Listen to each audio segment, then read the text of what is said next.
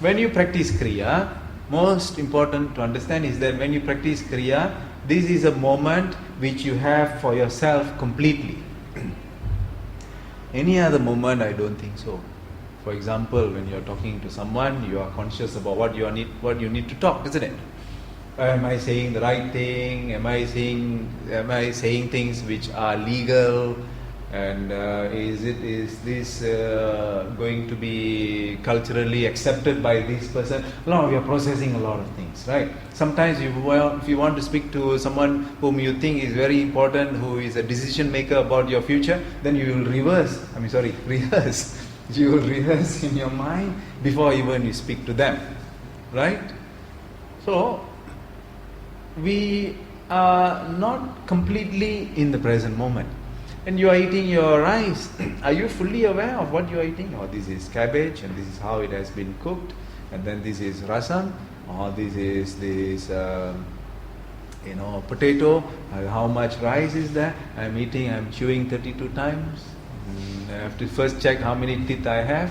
If I have 32 teeth, then I have to chew 32 times. If I have 28, then I have to chew 28 times. This is how they recommended this. The number of chewing is supposed to be in accordance with the number of teeth that we have.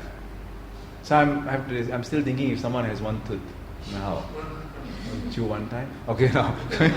So, and then if I'm drinking the water, and I hold the water, the glass, I feel the glass, the weight, and then I place the water into my lips, and then I feel the taste of water gushing in, and then into my throat, to my foot tract, into the abdomen, into the stomach, and then slowly, and then I just feel the water completely, and then I'm placing it down. I'm fully aware. Is this how you do it? When you're drinking water, are you even thinking of drinking water? Are you aware? You're thinking about 20,000 times. 20,000 things, isn't it? I have to go to Korea. So many things you're thinking about. Not the water, not the potato or the turtle. So the mind is not there. The mind is everywhere else, isn't it? But in Kriya, Kriya is very special because when you practice Kriya, you are aware of yourself because your breath is there. You have to be aware of the breath. Number one, you have to be aware of the eyelid. You have to be aware of the eyeballs. You have to be aware of the passage. You have to be aware of the sitting posture. You have to be aware of mudra, this mudra, jalandhara mudra, balamandra, this. So many things you have to be aware. And this awareness is where? Right here and now. You can't even answer your phone or your SMS. You can't even do that. You have to just be aware of the practice. So where are we when we practice Kriya? At that moment, when we practice Kriya, we are completely in our own self. Most probably, this is the first time after your third birthday that you are completely with yourself. Why do I say this third year birthday? Up to the third year of your life, you are a being who is completely present of yourself. After third year, you are sent to kindergarten. No, I didn't go to kindergarten. I was present until 7 years old. So, most of the kids, after third year, they are sent to kindergarten, and then they are taught this A, B, C, D, and their life becomes miserable after that. Okay. Before that, they are filled with joy, isn't it? Playing with the caterpillar, pulling the dragonflies, wings, and then burning the ants. So many things they are doing. Right? They are fully involved in whatever that they do innocently. That's why before 3 years, no karma. Whatever they do. Now, if you belong to some criminal syndicates, don't give a knife to the child and go and poke. You are free from karma. Don't do that.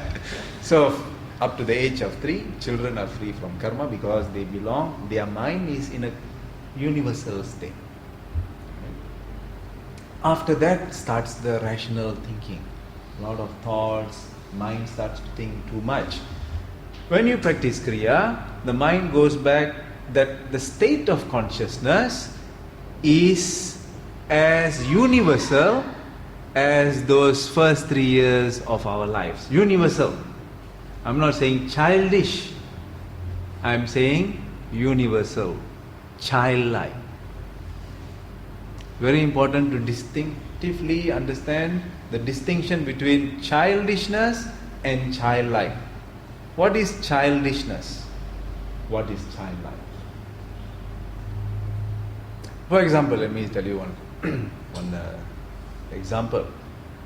Many years ago, this person is not in my class anymore. I used to notice a very intelligent person. And at that time she was doing her master's degree in counseling. Quite interesting. Master's degree in counseling.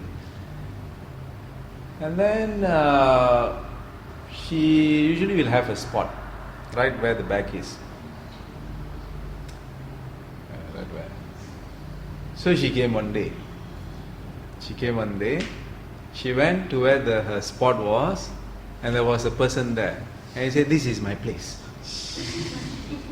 Please move away." So, do you see that education, social status, income status, religious status, marital status, all the status, sometimes cannot at all provide wisdom, and that person acts in a... So the person who was there actually said to her, God was here, it's very childish. She told her, "You are acting very childish." I was correct.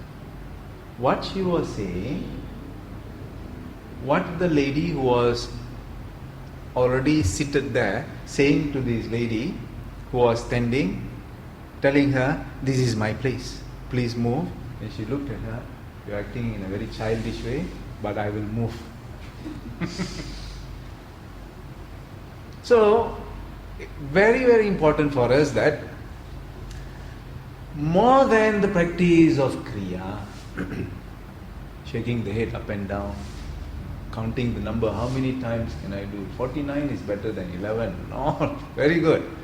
But it has to translate into our behavior in the real world, in the world outside.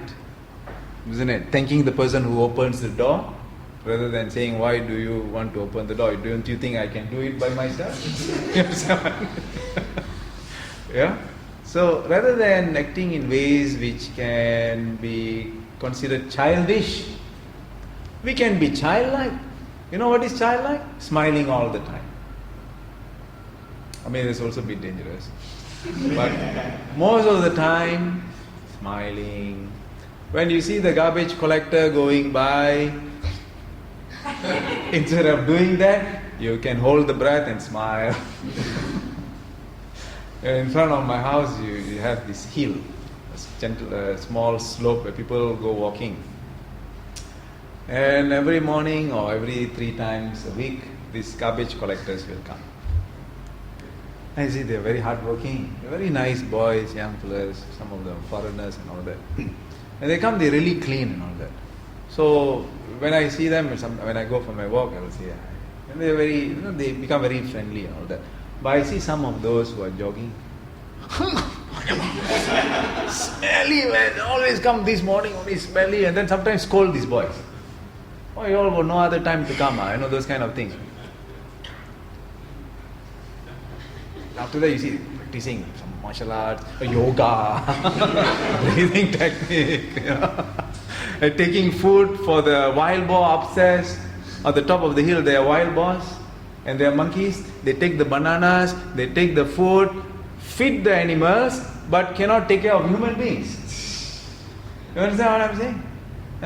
Saying that I am taking care of animals, I am such a good natured person. The bigger the bag, the more kinder I am. So every time you see the bag becomes bigger and bigger. So people will say, wow, so you are so kind, huh? You are bringing so many bananas and all that. They don't know that feeding the banana creates havoc in our house there. The monkeys and the wild boar come visiting us, and the snakes and the squirrels and the monitor lizard all come to our houses.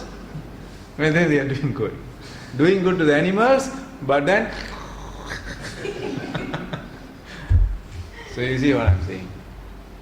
When a child is there, when you see a child, okay, you smile or say something positive, or you old folks, all these things we can. Inside. Yeah, come in. So that is what I want to share with you. Yes. What am I sharing with you? That more than being a technologist, after you have learned Kriya and the pranayamas and the yoga techniques, you can consider yourself as a technologist. As a technologist of yoga, of tantra, of Kriya. More than being that, attitude has to evolve. Attitude, kindness, compassion, emotional management, managing the emotion that you don't get angry unnecessarily or irritated. All this has to be minimized, and then go beyond all forms of prejudice against any form of religion, any nationality, race, caste. All this one must overcome.